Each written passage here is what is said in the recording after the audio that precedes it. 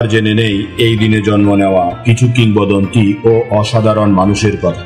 মার্কিন উপন্যাসিক জেমস পেনিমোর কুফার 1789 সালের 15 সেপ্টেম্বর জন্মগ্রহণ করেন, যিনি আমেরিকান সাহিত্যে একজন প্রভাবশালী লেখক হিসেবে পরিচিত।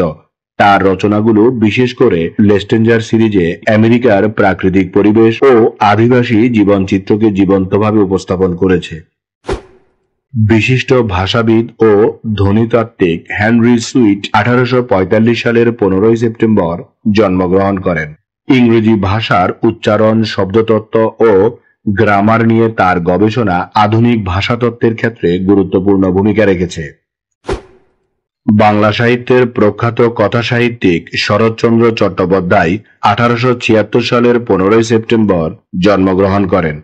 তার রচনায় গ্রামীণ বাংলার জীবন, সামাজিক সমস্যার বাস্তব চিত্রায়ন এবং মানবিক মূল্যবোধের অনবদ্য প্রকাশ পাওয়া যায়।